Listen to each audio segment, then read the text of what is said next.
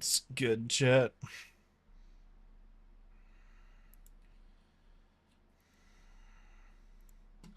Chilling video. A night shift security guard named I missed Alex this Mills video from captured the other something day. truly unsettling while patrolling the historic SF Armory.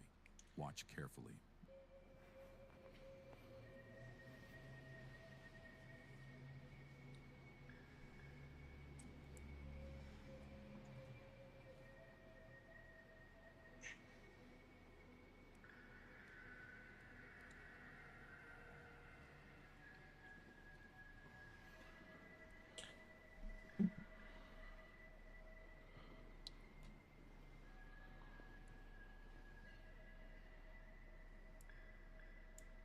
Oh, hell no. This is what I'm talking about, dude. This is what I'm talking about.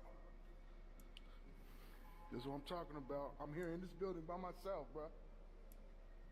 By myself.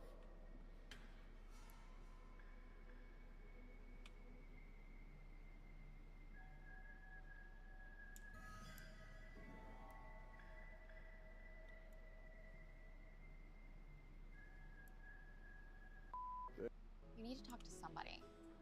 I talked to my Talkspace therapist. Can't afford it, and still don't want to talk about it. Talkspace? Alex had long Stupid claimed that ads. the building gave off strange, unexplainable vibes. But this time, he finally caught something on camera to prove it. His job usually prepares him for the ordinary, break-ins, trespassers, or even stray animals wandering inside. But nothing could have prepared him for what happened that night. In the footage, two massive doors swing open on their own. According to Alex, they're extremely heavy, far too heavy for wind or air pressure to move.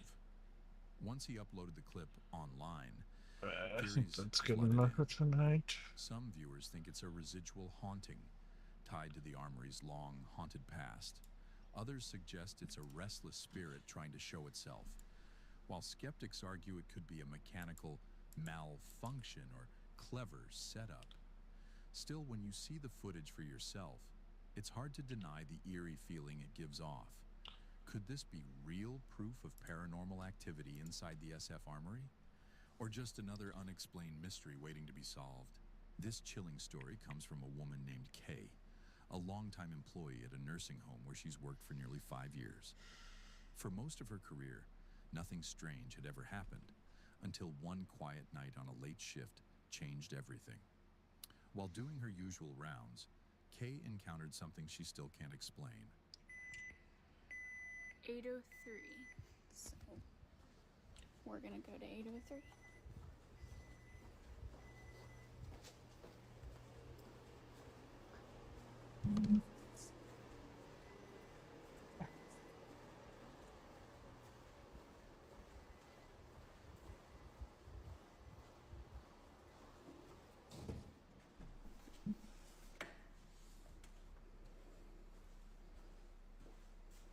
Literally, no one in here. Nada. Tell me why. And I've turned off all these call lights. I think I'm just gonna keep the lights on for the time being, because I'm probably gonna have to keep coming in here. But literally, they're like the buttons aren't even lighting up in here. It's just alarming outside in the Okay, I'll hallway have to fix it after that stream. there's somebody in here pushing it. And we've been in here twice now. Her co-workers told her not to worry, brushing it off as a simple electrical issue. Faulty wiring, flickering bulbs, just the usual signs of an aging building. But Kay wasn't convinced. The way the lights behaved, the timing, the atmosphere, it all felt too deliberate. So, she started asking questions, and the answers only deepened her fear. She discovered that Push someone it to had died in follow. that exact room about a year prior, and since then, it had remained I don't add occupied. people on Discord. Management never placed another resident there, claiming it was due to renovations or paperwork delays. But the truth was far darker. Every attempt to use the room again ended in terror. New residents complained of feeling watched, hearing whispers, or seeing shadowy figures at the foot of their beds. The reports became so frequent that staff quietly sealed the room off and stopped assigning it altogether. Officially, it was just out of service. But the nurses knew the real reason. They'd all felt it. The heavy air, the cold presence that lingered behind that closed door. Now, no one enters, no one speaks of it, and everyone just hopes that whatever haunts that room stays there and doesn't decide to wander the halls again. A man was lying in bed, unwinding with the TV playing softly in the background. The room was dim and peaceful, shadows stretching across the walls as he casually filmed the movie showing on the screen. For several nights, he'd been feeling unsettled. Objects in his room seemed to shift when he wasn't watching. Hoping to catch proof of the strange occurrences, he started recording, unaware that something far more chilling was about to happen. Loco, estaba durmiendo, me acaba de levantar, loco, estoy cagado de las patas. Fuera de joda me puse en alabanza, amigo. Estaba durmiendo y de ahí arriba. Mira, mira, mira, mira, mira. Mira, mira, boludo. No, no lo puedo creer. Necesito, boludo. As he slowly turned the camera toward his wardrobe, a box resting on the top shelf suddenly slid forward, knocking a can off the edge. The can hit the ground, rolled briefly, and then, against all logic, settled perfectly upright in front of the camera. The man's sharp gasp echoed through the silence, his breathing heavy with disbelief. The video ended with him frozen in fear, the phone trembling in his hand as he kept it pointed toward the wardrobe. Viewers later commented that the can's impossible landing made the clip feel truly supernatural, an eerie moment that couldn't simply be explained away as coincidence. The Paranormies are a team of seasoned ghost hunters, known for exploring haunted locations and uncovering signs of paranormal activity. They upload their chilling discoveries to their YouTube channel, allowing viewers to witness what restless spirits can truly do. In the investigation you're about to hear, the crew responded to a disturbing tale involving an old friend who may have been connected to a mysterious homicide back in 26. Their destination, the eerie ghost town of Piney, set the perfect stage for the unknown. They decided to begin their search at the abandoned train station, where strange and unsettling clues appeared almost immediately. Dropshipping used to be hard. Ah, Stopped doing stupid everything ads. manually and started using auto DA. You can moan for us so we can hear it. You can do it into one of our microphones or into our ear. Look at this, man. I didn't see over there, but that looks like it's coming down too. Oh yeah. Look at that. Like where I'm shining, that looks like a TV, the actual two-part of the TV. Oh yeah. Scattered around the old station were random household items, televisions, stoves, and refrigerators, all strangely out of place in what was once a hub for transportation. The team speculated that perhaps the building had been repurposed into a makeshift storage area, though it was nothing more than a guess. Still, they pressed on through the station's dark corridors, their flashlights cutting through the silence. With little else to go on, they marked the spot as inconclusive. But their next stop, a nearby deserted home, would reveal something far more disturbing than they expected. Just dead silence. Really? Like I actually heard like a lot of voices, but like then it just would stop for like 10-20 seconds at a time, and then it would just pick up again, which is super weird. So if it's silent in here right now, it could pick up again any second.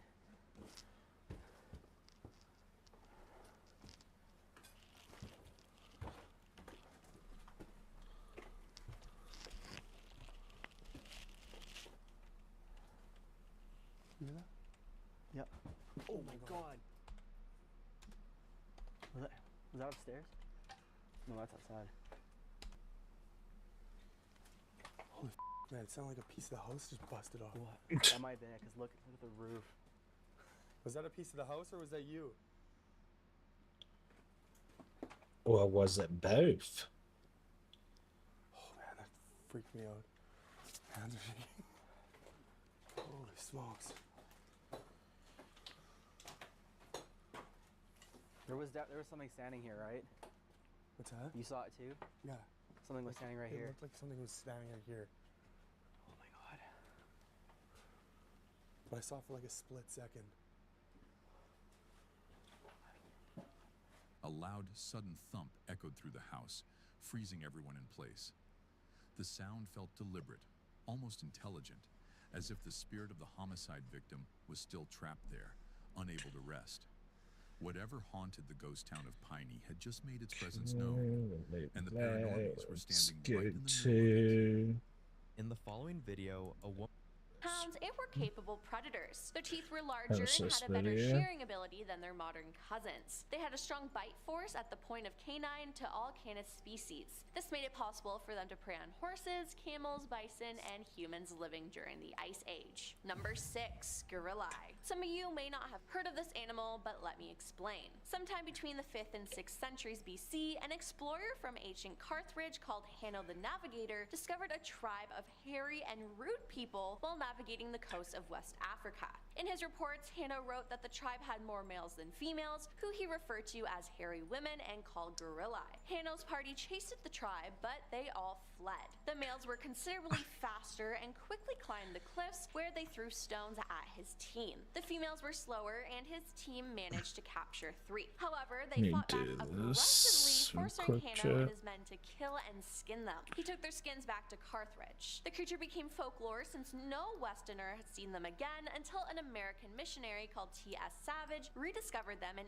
1847. They were not humans, but apes. Or to be more precise, they were apes we now call gorillas. Savage named the new creature troglodytes, gorilla, in keeping with Hanno's gorillae. To be clear, there is some debate whether Hanno saw gorillas or some other species of apes. Nonetheless, Savage's troglodytes gorilla was later named gorilla, while the animal itself was called gorilla. In our number 5 spot, we have gods and goddesses. Gods and goddesses have been worshipped and believed in since, well, the dawn of time. No, they are not mythical creatures, but they are mythical and needed to be on this list. Do you ever think about where the heck the stories about gods and goddesses perhaps came from?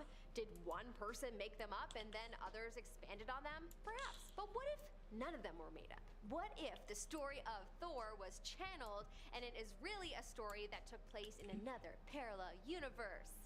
Definitely possible. There have been a few strange sightings of gods and goddesses over the years. There is one sighting of an eye in the clouds that people There we go, believe that it was looks the better. eye of God. It's pretty wild to see, and I wonder what you think. Is this a pure coincidence that the clouds look like an eye, or perhaps is that the eye of God watching us? Or Nope. a God But watching God us? is always And of course, watching. we have dragons. Dragons are mythical creatures that fly, have long tails, and breathe fire. They have long been cherished by the people of China, who on many occasions have said that they feel the spirit of them or have spotted them. There is a video that was once floating around the internet that would make you think that perhaps they are real. This video isn't confirmed to be real though, but if it is, aw, that's the cutest baby dragon ever. The second video, however, is for sure real, and it is honestly a bit frightening to see. Some think that's a dragon, and some think it's a god or Jesus. But honestly, it could very well be an alien too. Personally, I think dragons most likely exist as a whole in another universe, but it's possible that we may have 1 or 2 in our universe as well. Who knows? In our number 3 spot, we have the Loveland frog. Before this video, I had never heard of this mythical creature. This creature is essentially a giant humanoid that has qualities of a frog. Much to my surprise, there have been some sightings of this creature that definitely make you think, huh, perhaps it is real. Not enough up close and personal sightings though. But perhaps this is another creature that is from another universe. Watch, there is another universe out there where all of these creatures live and no humans exist. Then we would be their mythical creatures. Here is some footage someone found of what looks to be a Loveland frog. It certainly looks like one to me. A frog? In our number 2 spot, we have the Yeti. The Yeti is an ape-like being entity that people have spoken about as a mythical creature from Asia. No scientist has ever been able to get face-to-face with a Yeti, and so therefore it hasn't been officially classified as real. But just because we haven't gotten up close and personal with something doesn't mean that it is not real. Perhaps the Yeti has been hiding from humans. Perhaps the Yeti doesn't trust humans. Perhaps the Yeti is just from another universe. Well, not too long ago, there were sightings of the Yeti, and here's a photo that someone captured of it running away. I feel like that is solid proof of the Yeti existing. Whether it is what we think it is, a creature more like a human but very tall, hairy, and not as evolved, that is the question. Perhaps it is not what we think it is at all. Perhaps it has magical powers, and that is how it has stayed disguised all of this time. Or perhaps he goes back into his own dimension from time to time. Who knows? In our number 1 spot, we have fairies. If there is one mythical creature that I am personally Fairies, obsessed huh? with and would be very, very happy if it existed, it would be the fairy. All of my life, I have been obsessed with the idea of them. In fact, all of my life, people would say to me that I am very fairy-like. Of course, they meant that my spirit reminds them of how movies have portrayed fairies, and so that's their understanding of what fairies are. Personally, I think it is very possible that fairies live among us, and most likely in Ireland. Did you know that it was once thought that the people of Atlantis came to Ireland as their continent was sinking, and so therefore some Irish people would be magical like the Atlanteans, and some believe that our idea of fairies are perhaps just these people that are from Atlantis. Very interesting thought. Perhaps they live in another dimension though, and that's why we can't see them. Or maybe they all went to a parallel universe. Honestly, we could wonder about this forever, and it is fun, but I suppose unless we develop a device that allows us to slip into other dimensions, then we will never really know. But it's sure fun to imagine. In our number 10 spot, we have Sasquatch. All right, guys, there have been so many Sasquatch sightings over the years that I'm pretty sure he lives in our universe, but who knows, maybe he jumps between other universes. I could believe it. There was a crazy Sasquatch sighting off of a ski slope where at least 20 people stopped skiing to take a look at the giant hairy creature that looks just like every description of Sasquatch. Giant, about 8 to 10 inches, high, hairy, ape-like, living in the woods. Someone got it on film, but it's so far away that you can only make out how big it is, but none of its features. Its features were hidden behind a shadow. The people that saw it firsthand, though, swear that it's a Sasquatch. It is believed that Sasquatch is a human ancestor that never evolved the same way the rest of us did, which, I don't know, could be possible, but I think it came here from another universe, personally. Or perhaps another time. Maybe it walked through time somehow. Or if it came from another universe, maybe it came from a place where only Sasquatches Nah, it's a exist. natural If you like this video, don't creature. forget to smash that like button as it will really help us out. In our number 9 spot, we have Nessie. Nessie has... Hey, chat, I'll be right back.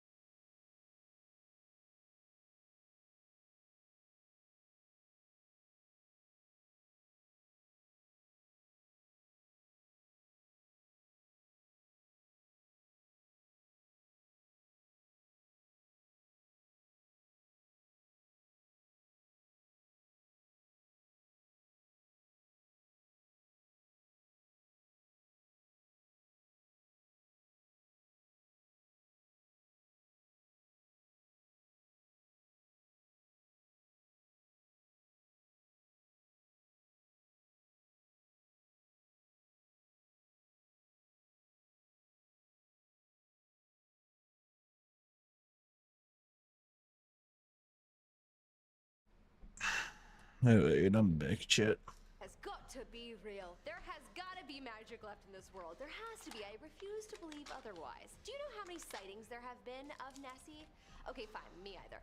But there have been many, like too many to count. There's a whole website dedicated to people sharing their sighting stories. My theory is, though, it must live on another plane of existence and come down to ours every so often, or it's from a parallel universe and slips into ours. Or do you think it's possible that we get glimpses into other universes at times? Here is a video, though, taken from the air that shows us a brief moment when perhaps Nessie visited our universe. This video is nuts, because if you want to argue that the creature swimming is not Nessie, then what is it? A long-necked dinosaur that still exists? Perhaps a swimming giraffe? Like, come on, Nessie is real, y'all. This video is totally showing something. In our number 8 Alright, chat, we're gonna switch videos. Finish this one later. You have it listened, you type it in.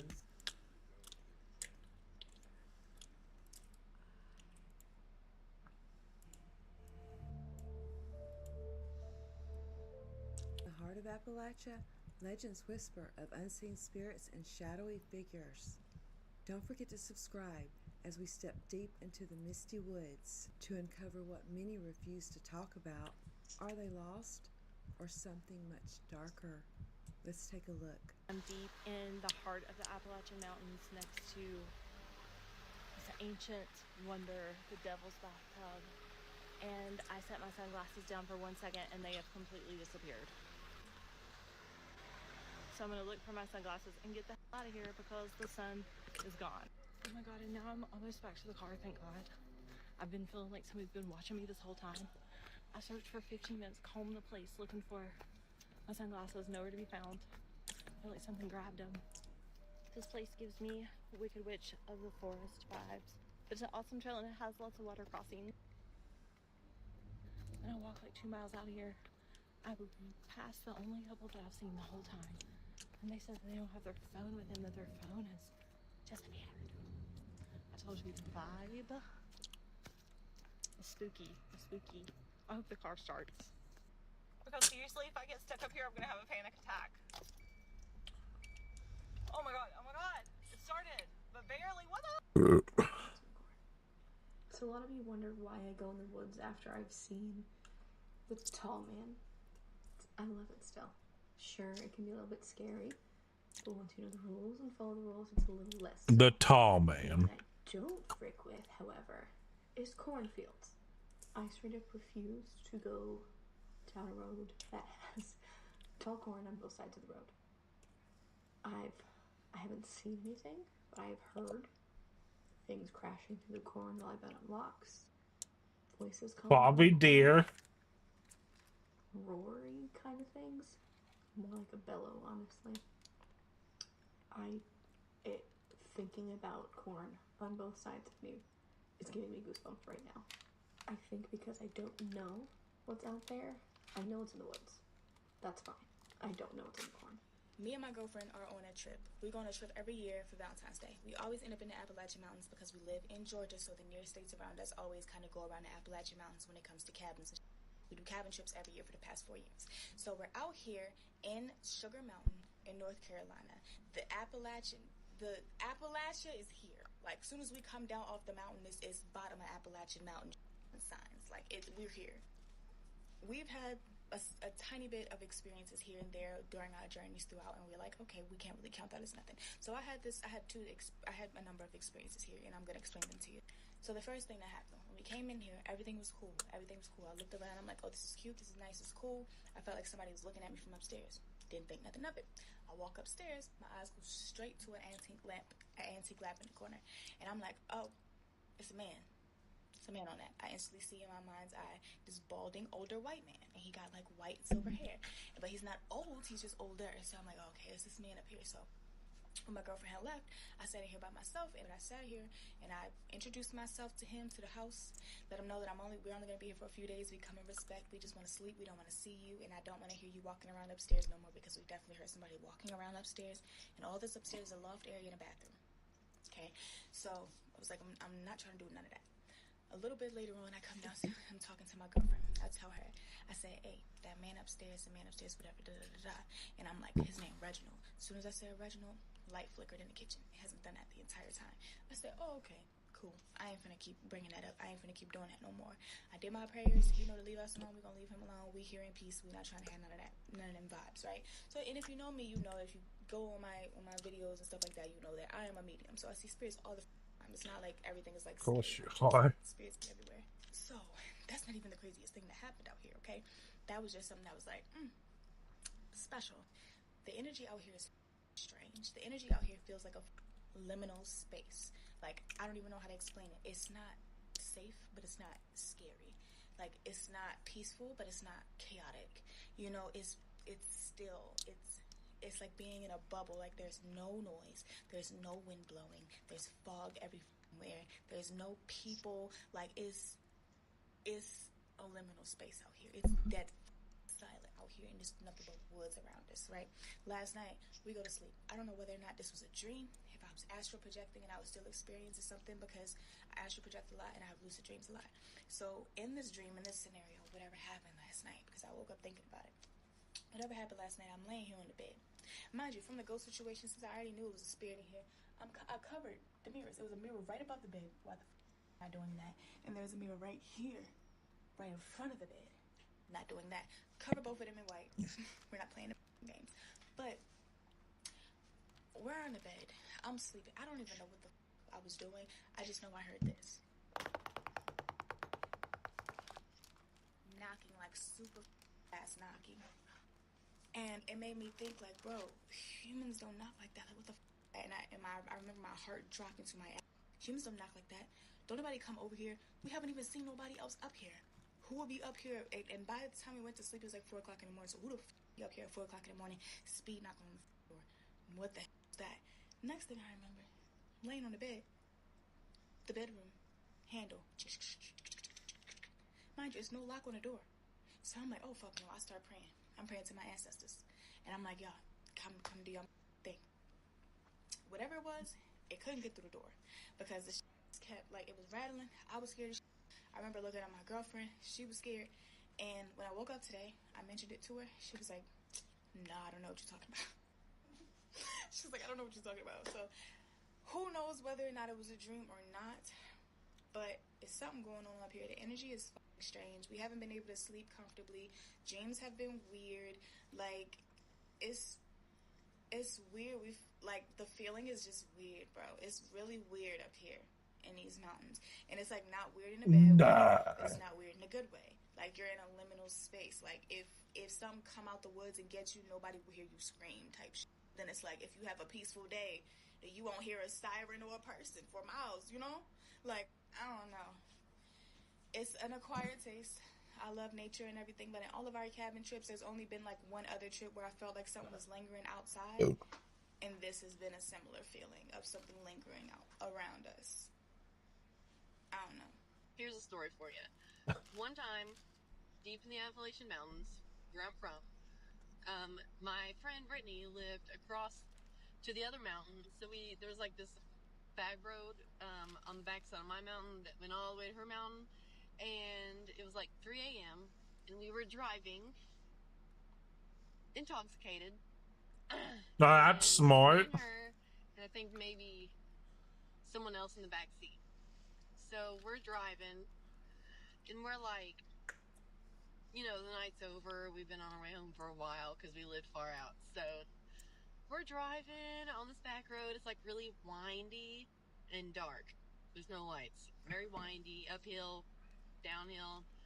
And we go around this corner, and we see, out of nowhere, in the middle of the road, what looks like an older woman wearing caveman clothes, like humped over, walking up the middle of the road, holding like a basket, like a wooden basket or something, like barefooted, all the weird shit.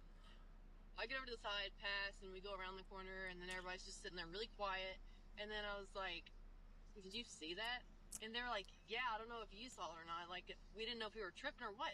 So I was like, what the fuck is this old lady doing half naked walking out in the middle of nowhere? So we're like, okay, we turned around. We weren't far. We went like half a mile, quarter mile, and decided to turn around and go back. She was nowhere to be seen. There was no driveways, nothing, nowhere. The weirdest thing ever. Very creepy. We were all really freaked out, and she was just gone, nowhere to be seen. I mean, I don't know what was going on. I don't know. But it was weird, and we still talk about it today. Want to hear a scary story? So when I was 3 years old, my parents bought a house in the middle of nowhere, East Tennessee.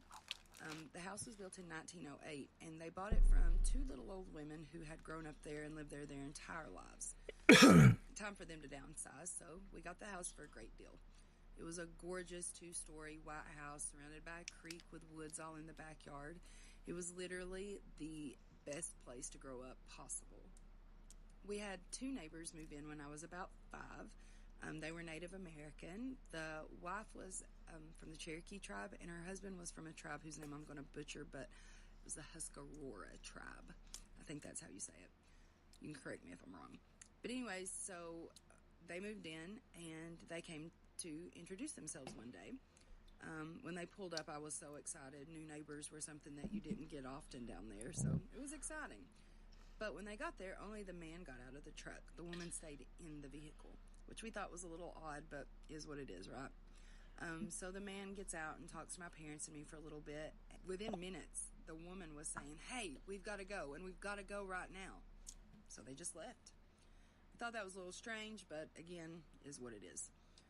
The next day, though, we get a phone call from her, and she says, "I'm so sorry that we had to leave so suddenly." And my mom's like, "No big deal. It's fine, of course. I hope everything's okay."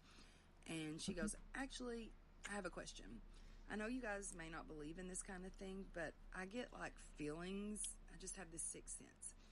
And I was wondering if you knew if anyone had died from a head injury in that house." And Mom was like, "Well, I have no idea, but I do have the phone number of the women that we bought it from, so I'll call them and find out." So she gets off the phone with her, and she calls the 2 sisters, and she kind of explains the situation. And she's like, "So did anyone die from a head injury in this house?" And it's silence until one of the old women speaks and says, yeah, someone did. She says that they had a big family, lots of kids. So when they were all little, they were out in the front yard playing baseball one day, and their little brother got hit in the head with either the bat or the ball. I can't remember. But back in those days, it was like, "Pour up some dirt in it, champ, you're fine." So they didn't think anything more about it, and they all, went to bed that night as normal. But the next morning, their little brother didn't wake up. He had unfortunately died of a brain bleed from getting hit in the head. So we hear this, and it's our turn to be silent. And we were like, "What the heck?" So Mom calls the new neighbor back, and she tells her what the 2 women just told her. And she's like, "Okay, well, he's still there, along with some others." And of course, we freaked out a little bit, but we had no idea what she meant. But later on, there would be some things that happened to let us know exactly what she meant. Sorry that it's taken me so long to get the second part up. So I'm going to back up a little bit to when we first moved into the house. Like I said, I was 3 years old when we moved in, and I don't have a lot of memories, but I do have a deep core memory of the day that we moved in, and it's for this reason. So we walked into the house, and we were surrounded by wood paneling, wood floors. Wood was everywhere. Mom wanted to go look at the kitchen first, but of course I wanted to go upstairs because I knew that's where my bedroom would be, and I was so excited to see it. So I remember taking Mom by the hand and us walking upstairs. There were 17 stairs in that house, but we only got to about the 9th stair before Mom suddenly screamed, and the next thing I knew, we were out in the front yard. I'm telling you, my foot did not hit one step on the way down. If you could imagine a cartoon picture of a little blonde-headed girl with her feet literally as far out from under her as possible, that was me. It wasn't long until my dad came downstairs and out the front door with a fire poker and the biggest black snake I have ever seen to this day at the end of that fire poker. Talk about ominous, huh? But after I tell you the things that happened, you're going to understand why that was no coincidence. So, again, I was a kid growing up in this house. We lived there from the time I was 3 until I was 15. So I don't have a lot of memories from when I was younger, and nothing crazy seemed to happen the older that I got. And I do believe it was for a reason, but we'll get into that later. The main thing that I remember about that house is the feeling. Every time you would walk up the stairs, at the 9th step or so, little hairs on the back of your neck would stand up. You would get this feeling like you're being watched. And not like in a scary, evil way, just like somebody's there, somebody's present.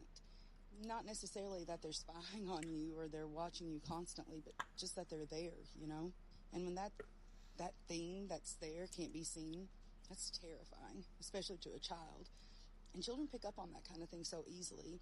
I know that I know that I know I was being watched at times. You would go up the stairs, turn left, and down a hall, and then you would end up at a crossroads between my room, which Oh was yeah, on the that's right, creepy. and the room that the little boy I told you about passed away in on the left. Now, if you turned right, you were fine. That feeling kind of just dissolved away. But if you turned to the left and you went to that room, just standing outside that room, ooh, what a feeling. Just chill bumps and hair standing up and just the most ominous feeling you can imagine. That room was our junk room. So anytime mom or dad would say, hey, go grab this from the junk room, I would be like, oh, please, anybody but me. But I was the only one there. So I would go up. I would walk up those steps. I would get to the 9th step. I would feel the tingles. I would keep walking. And then I would turn left. And then I would stand at that door for the longest time, just trying to work up the courage to go in. And then I would run in very fast, grab what I needed, and jet right back out. Anytime that I had to go on a search, my mom was coming with me. I was not about to go in that room for longer than 5 seconds at a time. So although I never saw anything or felt anything other than that eerie being watched feeling, my parents had some stuff happen to them. So the story that mom tells, the biggest thing that creeped her out, the thing that she said made her believe in ghosts, was living in that house. Up until that point in her life, and at this point she was about to turn 50, she just did not believe in the paranormal at all. But this house changed that for her. So she said one day she was home alone. She was in the kitchen doing her thing, and she decided to go take a break. Now, we had a fireplace in our living room, and on the wall beside that fireplace was a picture of Jesus. I remember it so clearly. It was blue and white, and the glass that was over top of it almost made it look like Jesus was following you with his eyes, which was a little creepy, but love my Jesus, so whatever, you know. But mom said she went and sat in a little wooden chair that they had by the fireplace that was literally only there for decoration. She never sat in that chair. And to this day, she has no idea why she chose to sit in that chair that day. Now, guys, the chair was not up against the wall. I want to make that very clear. My mom would have never set a chair up against a wall. She said that it was pulled out just a bit from the side of the fireplace. So she sat down. She said no longer than it took for her bottom to find that seat. But the picture of Jesus fell right on top of her, and glass went everywhere. She said it made no sense as to why that picture would have fallen. Again, she didn't hit the wall, and the picture was fastened very well. One of the cool things that came with the property that we bought with the house was a smokehouse that my dad eventually turned into his woodworking shop. But up until this point, it had been used as a smokehouse and also as kind of a storage unit for the family.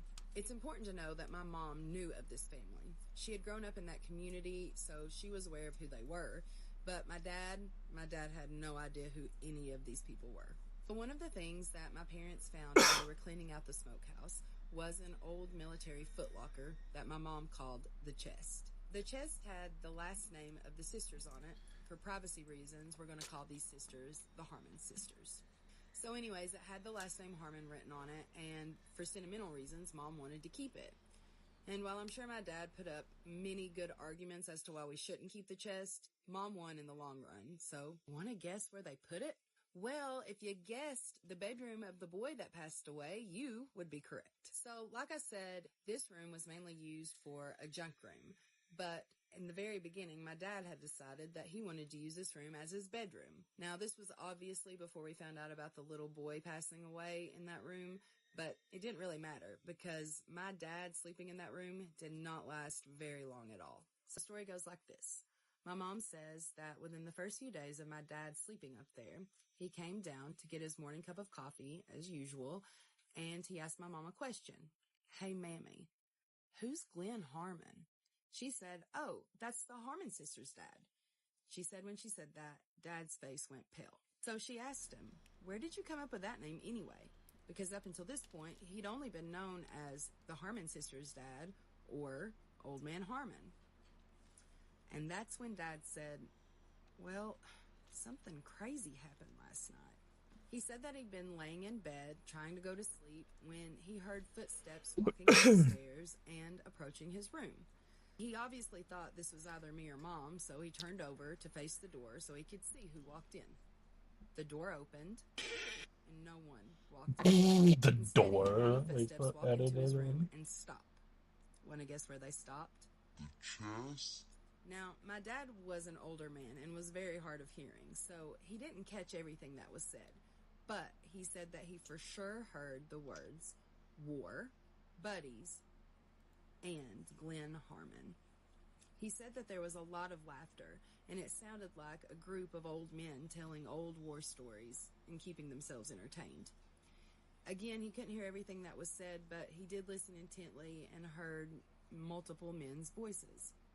But he said as quickly as they had entered, he heard the footsteps recede and the door close. And like I said, that was pretty much the end of my dad using that room as his bedroom, and he found his new room downstairs. When my mom and I talked about this the other day, so I could remember it well enough to tell it to you guys, I asked her whatever ended up happening to that chest. And she said, well, come to think of it, I really don't know. But if I know my dad, and I was a betting woman, here's what I would say happened. I would say my dad sold that chest. Not only just to make a couple of extra bucks, but so he could sleep peacefully again at night. But no matter what ended up happening to it, I would like to think that wherever it's at, there are still some old men huddled around it, telling old war stories of their buddy Glenn Harmon, and hopefully not keeping any other poor soul awake at night, but definitely reliving the good old days. At West Virginia Virtual Academy. The experience that... But definitely reliving the good old days. I'm going to share with you the experience that two men had in May of 1979 in the mountains of western North Carolina near the Linville Gorge. One of these men saw a drastic transformation. He transformed from arrogance to humility. And this transformation was spurred on by fear that he felt, that was tangible in his body and in his spirit. The fear from seeing the unknown transform before his very eyes into the known. This is the story of Randy and Stephen. Randy and Stephen were work associates. They worked together in the town of Hickory, North Carolina. They weren't altogether great friends or anything. They had their moments. But at work, it was a typical male-work relationship. They would talk current events or sports or fishing or what have you, giving each other a hard time along the way, a lot of ribbing, a lot of banter back and forth. But when I interviewed these two men last year, I saw two men who were very close friends, and they both said it was because of that night in the woods of western North Carolina.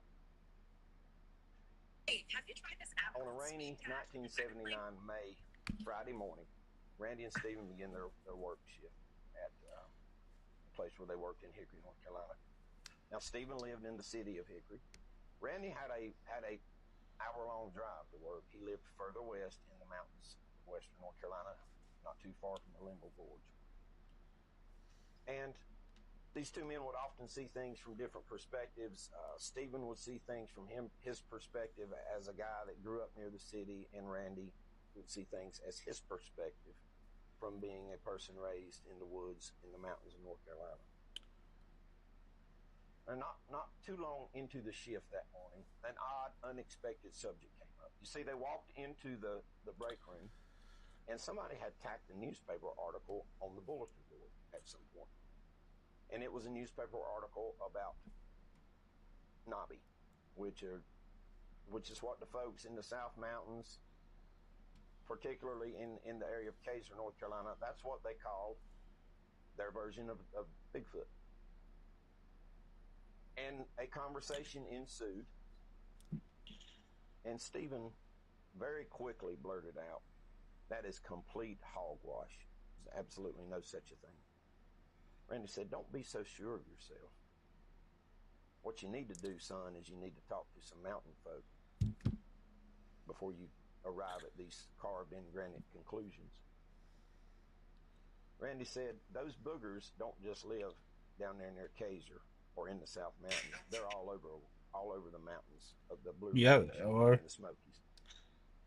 Debate ensued. It got a little bit heated, and Stephen said, how do you know that, Randy? Randy said, because I've heard them in the daytime and at night. And I have neighbors who've not only heard them, but seen them. Stephen very arrogantly, in a mocking manner, said, I don't know what you heard, and I don't know what they heard or saw. It wasn't no Nobby or no Bigfoot, because they don't exist. And Randy admitted at that point he actually became hot under the collar. And Randy said, I asked him if he was calling me stupid and backwards or if he was calling me a liar. But Randy didn't give him the opportunity to answer, because Randy threw the gauntlet down. He said, I'll tell you what, Mr. Know-It-All. You come up to my place this weekend, and I got a spot for us to go camp, and we'll see what a night in the dark woods of the mountains of North Carolina will do for you. Now, Stephen was backed up in that corner that we call the put up or shut up corner, and he really didn't have much of an opportunity to do anything but accept Randy's offer. He had run his mouth. Now it was time to put up or shut up. So that next morning, Stephen drove up to Randy's place in the mountains with his knapsack and a sleeping bag and a few other things, and Randy greeted him in the yard, and Randy said, that grin on your face is going to be gone by about a half hour after sundown tonight, son. Randy drove him to a remote logging road about 2 miles from his house. And these old logging roads, they're all over the mountains, and some of them are grown up and not traveled very often, usually only by hunters or people that hike deep into the wilderness. The place that he took Stephen was desolate and out there in the middle of nothing. The men parked, walked into the woods, and little did they realize that the next morning they would both walk out drastically changed men. As they set up camp, the banner continued. Stephen was just full of himself and full of mockery, making monkey noises and shouting things like, I've got bananas. No, that's smart. I've got bananas for you. Come on down and get them. Save us the trouble. Come show yourself. And Randy warned him. He said, don't holler insults into these mountains because they'll come back on you. Stephen always had a smart wisecrack for everything. Late in that afternoon, Randy walked Stephen away from camp and into a nearby cove. Now, Randy's neighbor had hunted this area, but the neighbor refused to not only not hunt there anymore, he wouldn't go back to that general vicinity. But as they walked along, Stevens was still entertaining himself with his wisecracks and his mockery, saying things like yuns are dealing with moonshiners, is trying to scare y'all away. Speaking of liquor, y'all been drinking too much of it up here. Hey, I wonder if these monkeys drink liquor. We should have brought some liquor with us. We could have partied with these monkeys. And Randy was getting more and more and more tired of hearing Stephen's mouth. He told me when I interviewed him, he said, I knew that the time was coming when the sun set that his mouth was finally going to be shut. So they arrived at the desired destination, and Randy said, we're going to sit down and listen and watch and talk quietly, if at all. And Stephen had a few more insults to throw in there, and Randy finally said, just shut up and listen. Stephen said at that point he was realizing that he was riling Randy up, getting under his skin, and he said that he wasn't through with him yet, but for the moment he was going to stop with the wisecracks. But about a half hour later, the two men both clearly heard a long, deep frequencied, guttural howl that went on for 15-20 seconds. Then they heard distinctive ape-like noises It was dark by then, and the noises would stop and go a period of time, making the men wonder if it was over, if they was going to hear the noises anymore. And then suddenly they would hear more monkey sounds or howls or whoops. At one point, they heard an odd whistling noise. And it continued for a while, but then the sounds started getting closer to the two men's position. And Randy said at that point, he became uneasy and alarmed. He said that there was that feeling that a person gets when something's just not right is what he experienced. That every fiber of his being was saying, let's get up and get out of here. And he told Stephen, he said, let's go, let's get back to camp. Stephen had some wisecracks loaded for him. He said, no, I think I'll stay here, but wait a minute. I better go with you so you don't get lost and things like that. And Randy looked at him and said, we're going to get back to camp because you've brought them on top of us. They headed back to camp the whole way, hearing various other noises. And all the while, although they were proceeding toward their camp, the noises still yet seemed to be getting closer. And they were just about back in the camp. And suddenly, there was not just one of those weird sounding, eerie, guttural howls, but several.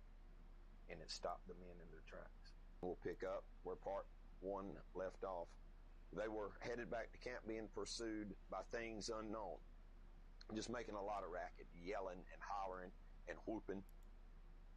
And Stephen said that the thought kept going through his mind the entire time as they were retreating back to their camp, that Randy had set all of this up ahead of time and that had some accomplices who came out and were doing this to scare him and get a laugh over on him. But the sounds of their pursuers seemed to be getting closer, faster than the men could make up ground getting back to their camp. And they were carrying old school bulky flashlights. Those people in my age group will remember them, but they had a big battery pack and it set down on top of the battery and you screwed thumb screws down, and they were bulky, didn't have a heck of a long life. So as they were making their way back to camp very quickly, I might add, Randy's light went out. His battery died. And he told Stephen to stop. He said, stop, let me have your light. Mine's gone out. And Stephen replied, said, you're really doing this up right, aren't you? Now your light's going out, huh? Randy yelled and said, okay, fine, I'll follow you back to camp. Don't get us lost. Well, Stephen knew good and well that he would get them lost. So he said, I'll play along, but if you run off and leave me, I will pay you for this. So Randy took the light and the two men kept going. And they were crossing a creek, which was the last boundary they had to cross before they was back in camp. And old Stephen did a face plant in the creek. Experience Japan on a journey customized to you. Explore futuristic. And he got up cussing. He completely lost it. He said, this is complete BS. Except he said the whole words. He said, I am done with your BS, Randy. And Stephen didn't realize how close they were to camp. But he was just having a complete meltdown, a panic attack. Now, the noises of their unknown stalkers were extremely loud now, and it finally dawned on him in the middle of his meltdown how close these sounds were.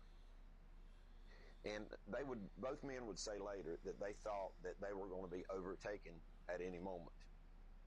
Randy grabbed his smaller spare flashlight and gave it to Stephen in exchange for the big flashlight. And both of them were just in a state of indecision for a few minutes. Just frozen in place. And the noise and how they were hearing the noises and how they were hearing the clear sound now of walking in the leaves, they heard something traveling behind them. It was close enough they could hear the footsteps in the leaf litter. And Randy had brought 2 pistols, but he made a snap judgment. He said, he thought to himself, I'm not going to arm Stephen because he's had this meltdown and I don't want to be shot. Stephen, meanwhile, was back to cussing, and he was yelling at Randy over and over, get your friends to stop. Get your friends to stop. I've had enough. And Randy said, I wish they were my friends. And Stephen yelled and cussed again. He said, screw that. I cleaned it up a little bit, and he shined the light straight ahead in front of him. And he charged in the direction that he was Oh, shining the that's flashlight, smart. which was toward where the noises were coming from. And Run at the a few Bigfoot. steps into it, he wasn't sure how many, as he told me the story, but it was a very few steps. He was hit square in the head with something. And this object struck him at sufficient enough force to daze him, and he put him down on the ground on one knee. And he said he had to take a second. And he got up and was trying to regain his his senses. And he said, all of a sudden I figured out that it had gone quiet. Graveyard quiet. All of the yelling and hollering and whooping had quit. And Randy was approaching him, angry with him, first of all, for charging into the darkness. And he was about to ask him, what's your problem? And Stephen was about to ask him, what are we going to do? And suddenly, both men started getting pelted by rocks. No noises, none of the yelling, none of the whooping or anything, or hearing anything walking the leaf litter. It was just a parade of rocks for a good half a minute. And they retreated some distance and got down on the ground and covered their heads. If I had been them, sorry guys, I'm not armchair quarterbacking you, I'm just saying, I would have kept on going. I wouldn't have stopped and got on the ground. But I get it, the heat of the moment. And it stopped. The rock throwing stopped. And they started shining their lights all around them, in all directions. It's paranoid. Complete silence. Total silence. Oh, excuse me, As Chet. Stephen was moving his flashlight, he caught movement, and he stopped his flashlight. And he said he was literally speechless for a minute. He couldn't even articulate to Randy what he had saw. It's best just to tell you in his words. I will read from the direct interview here. Stephen, I saw something, and to this day, I can't say what it was.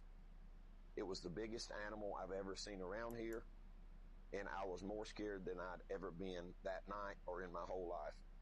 It was moving from my right to my left, about 25 yards away or so, and it moved like a ghost in them woods, like it was gliding on 2 feet.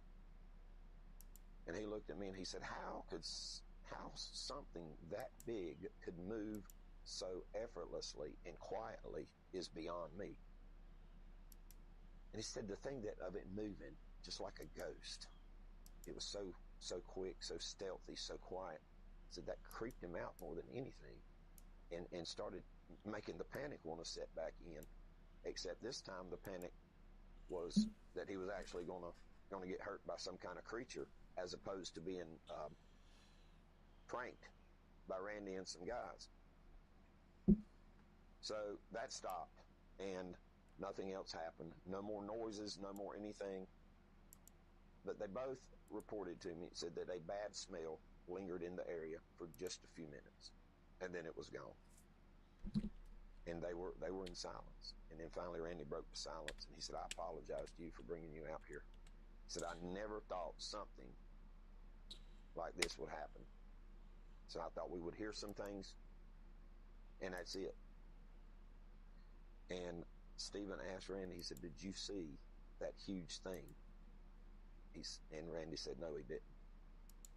And Stephen asked him at that time, he said, can we please just get out of here? They left, got to their vehicle post haste, and like his neighbor to this day, Randy, and certainly Stephen as well, never returned to that area again. I bet they didn't. So I talked to Stephen about it one-on-one, and I asked him, I said, why did you just immediately declare that this type of phenomenon was just completely impossible? And he said, a quote, I was told that it was not real, and it just didn't make sense to me. And I asked him, I said, who told you that it wasn't real? He said, just people in general, I guess. Then I asked him, I said, why did you feel so comfortable making fun and mocking people? He said, I don't know, but I'll never do it again. Skepticism we need. Mockery and arrogance and meanness we don't need. Do you want to hear a spooky story? I grew up in rural northeastern Pennsylvania in the Appalachian region, and weird stuff would happen in the house I grew up in all the time. Hey, Chad, I'll be right back.